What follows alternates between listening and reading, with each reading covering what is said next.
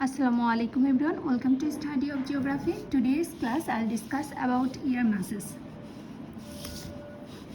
What is air mass? Actually, an air mass is a large body of air when relatively uniform temperature and humidity forming over a specific source region, land or water, high or low latitude, and influencing weather pattern as it moves. I said relatively uniform temperature and humidity. The air with distinctive characteristics in terms of temperature and humidity is called an air mass. Actually, an air mass is a large volume of air that has relatively uniform temperature and humidity throughout. Uniform temperature and humidity, that is called air mass. A large body of air having little horizontal variation in temperature and moisture. And its formation, air masses form over large areas where the air stays in contact with the Earth's surface for a long period, allowing it to take on the characteristics of that region. Actually, when the air remains over a homogeneous area for a sufficiently longer time, it acquires the characteristics of the area, and the homogeneous surface over which the air masses form are called the source region. And the area where an air mass forms is called a source region, and it can be land, continental, dry and cold, water, maritime, moist and humid, high latitudes, polar and cold, low latitude, tropical, warm. That is the source regions of air mass.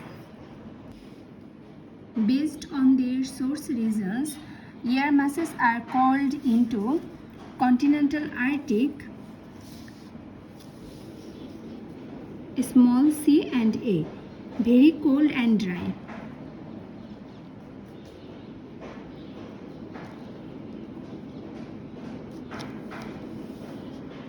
Now continental polar, cold and moist. Continental polar, cold and dry.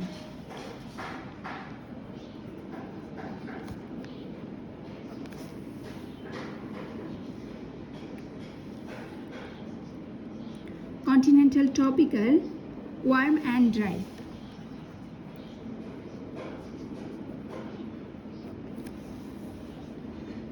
Now maritime polar, cool and moist.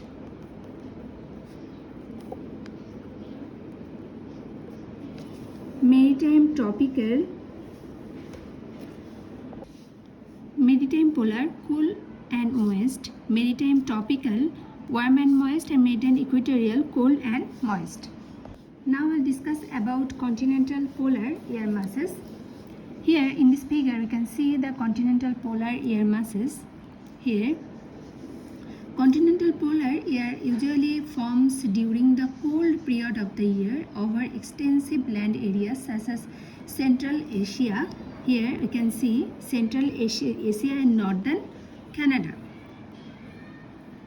Central Asia and Northern Canada. It is likely to be stable and is characteristically free of condensation forms. When heated or moistened from the ground with strong turbulence, this type of air mass develops limited convective stratocumulus cloud, forms with scattered light rain and snows. In summer, strong continental heating rapidly modifies the coolness and dryness of the continental polar air mass as it moves to lower latitudes. Daytime generations of cumulus cloud is the rule, but the upper level stability of the air mass is usually such as to prevent rain showers.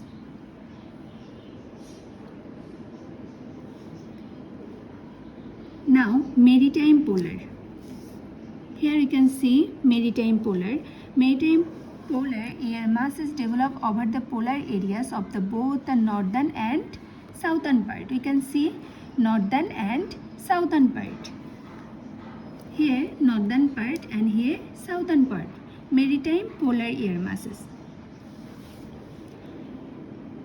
They generally contain considerably more moisture than the continental polar air mass. As they move inland in middle and high latitudes, heavy precipitation may occur when the air is forced to ascend mountain slopes or is caught up in cyclonic activity. Now here you can see continental tropical. Continental tropical air mass originates in arid or desert region in the middle and lower latitude, principally during the summer season. Here we can see this area actually tropical areas, and here temperature is very high and it is strongly heated in general, but its moisture content is so low that the intense dry convection normally fails to reach the condensation level.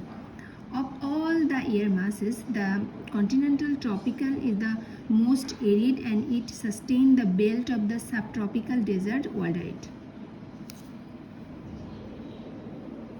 If you want to say its main characteristics, we can say that very hot and very dry, stable aloft, originates in desert southwest and northern Mexico and occurs in the summer, rarely in winter. Usually keeps the desert southwest scorching above 100 degree Fahrenheit during summer. Generally clear skies, hot, low humidity, and it's the characteristics of continental tropical.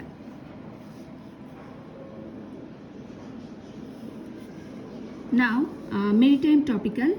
The maritime tropical is the most important moisture bearing and rain producing air mass throughout the year. In winter it moves poleward and it cooled by the ground surface. Consequently, it is characterized by fog and low stratus and stratocumulus clouds with drizzle and poor visibility.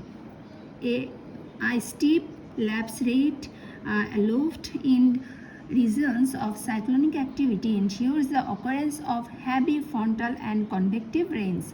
In summer, the characteristics of the maritime tropical air masses over the ocean and its zone of cyclonic activity are basically the same as in winter. Over warm continental areas, however, the air mass is strongly heated so that instead of fog and low stratus clouds, widely scattered and locally heavy afternoon thunderstorms occur. Well, now I'll discuss about continental Arctic. Here you can see continental Arctic record low temperatures. Actually, I'll discuss about the basic characteristics of continental Arctic. Very low dew points, very high barometric pressure, and usually originates north of the Arctic Circle. You can see north of the Arctic Circle, and usually once or twice a winter. Very rarely form during the summer, because the sun warms the Arctic. That's all about the air masses. Next class I will discuss about air front, and that's for today. Thank you.